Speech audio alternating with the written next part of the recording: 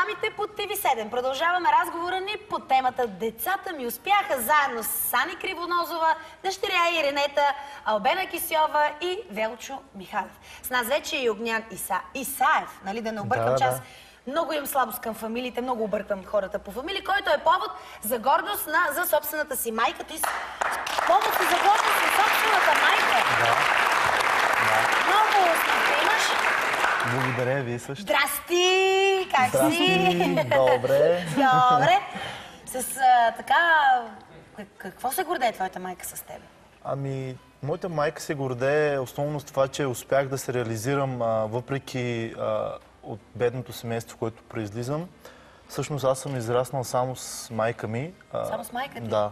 Защото са разделили поради някакви причини с баща ми. А колко деца сте в семейството? Само аз съм. Само ти? Да, само аз съм и майка ми е успяла да ме възпита, за което и съм много благодарен. Само тя работи и изкарвала парите?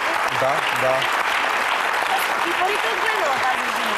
Ами, майка ми работеше основно като чистачка в общината и е успяла да ме... Значи с минимални средства? Да, абсолютно с минимални средства. Тук важна роля изигра желанието и да ме образова и да успея.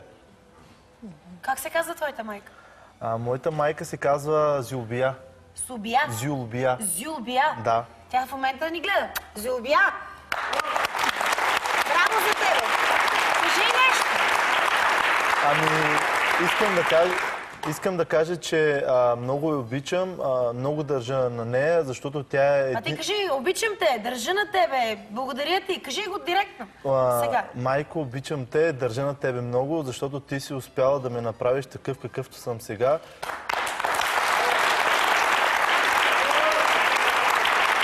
Без твоята подкрепа не бих бил това, което съм. Браво. Много мило. Ти си доста така представителен, млад, интелигентен човек. Какъв ученик беше? Бях отличен ученик. Още от първи клас? Още от първи клас. Според мен много важна роля в моето образование изиграха учителите, на които съм попадал. Защото едно дете, независимо дали е българче, ромче или турче, неговото развитие зависи много от учителите, на които попада. Аз си спомням, първоначално бях при една госпожа в първи клас и първите 2 месеца резултатите ми бяха много слаби. След това майка ми ме премести при друга госпожа Мъдрова. Мъдрова? Да, Мъдрова. Че хубава фамилия. Да. Мъдра жена била. Да.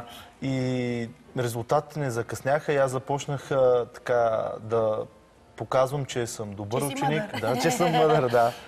Защото в тази възраст всяко дете се развива в зависимост от учителя, на който попада. Да, какъв пример дава учителя? Какъв пример дава учителя. И аз с гордост мога да кажа, че попаднах на един добър учител.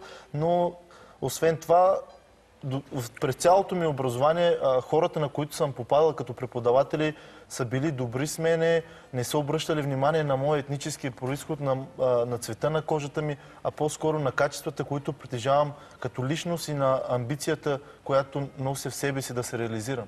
А кой беше любимият ти предмет? Много усмивка имаш, бе, човек. Тя заразителна твоята усмивка, да? Благодаря. Моля? Тук да не разсърдя някои мои учители, но в средното образование любимият ми предмет беше история. История? Да. А ти какво си завършил сега? Аз завърших журналистика и в момента уча психология, магистратура в Великотърновски университет.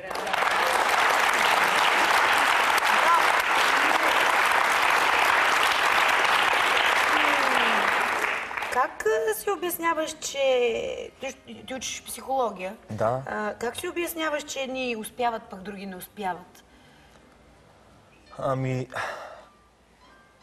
Значи, Това до желание ли е? До родители ли е? До възпитание ли е? От една страна е до възпитание, от друга страна е... въпросът е свързан с условията, в които израства личността и човека. Има една пирамида на Маслоу, Ебрахам Маслоу. Той е известен с разработките си в областта на психологията. В основата на човешкото развитието на личността са физическите потребности. Храната, водата, подслона. На второ място е сигурността, т.е. закрилата. Човек да се чувства сигурен, а не в заплаха. И на трето място е вече потребността от любов. Потребността някой да те обича, потребността да създаваш семейство. И след това вече идва потребността от самоактуализация, т.е. да си в крак с нещата, които ти предлага ежедневието, всекидневието. Не може едни хора, които нямат условия, които нямат храна, нямат нормални условия на живот, ние да очакваме от тях да се развиват, да се образоват. Не може едни хора, които постоянно са обект на заплахи, постоянно са обект на нападки от страна на политици, на неонацистски групи, не можем от тях да очакваме да се развиват, защото тези потребности не са изпълнени при тях, не са задоволени. Няма как... Не е пълна тази пирамида. Не е пълна пирамидата. Няма как не се получава. Няма как да стигнат до потребността за самоактуализация. Речи си... умен си, бе. Мъдър, как говори? Успешно си положих изпитите от първия семестър. Браво, моето момиче. Браво.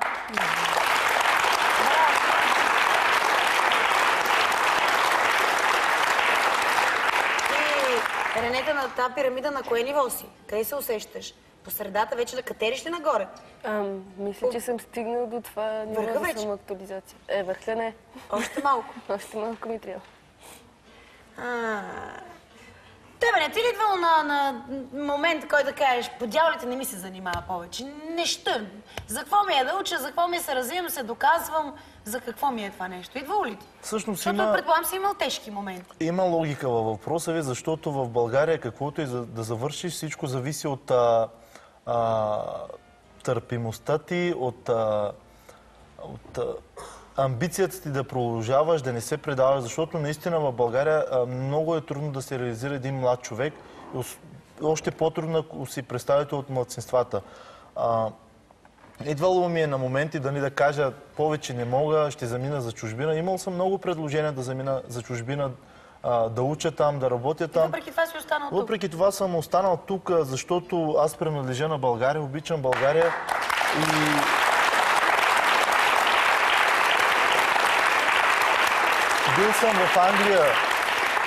Бил съм в Англия 2 месеца на бригада, останах само 2 месеца, не издържах повече, защото работата, която работех, беше много тежка, но парите бяха много. Ма ти си ходил на бригада, за да можеш да се издържаш, за да учиш? Разбира се.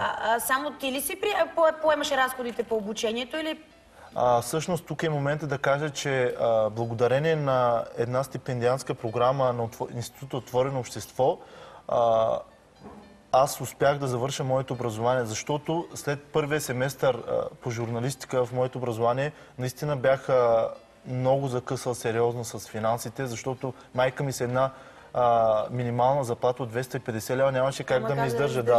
И благодарен съм на тази стипендия от Института Отворено общество, защото Институт Отворено общество и господин Джордж Сорош правят много за ромските младежи, и не само за ромските младежи, а изобщо за българските младежи. Чудесно. Да. Чудесно. А ти работиш ли сега по твоята специалност? Аз в момента работя като кореспондент на едно списание, което е базирано в Чехия, онлайн списание, и пише основно статии за България. Всъщност там се публикуват статии от Далечния изток, Близкия изток и Африка, т.е. по-проблемните области. Освен това публикувам и в български вестници. Също така активно работя и с младежи, роми, българи, турци, за да ги мотивирам да продължават да се образоват. Както спомена...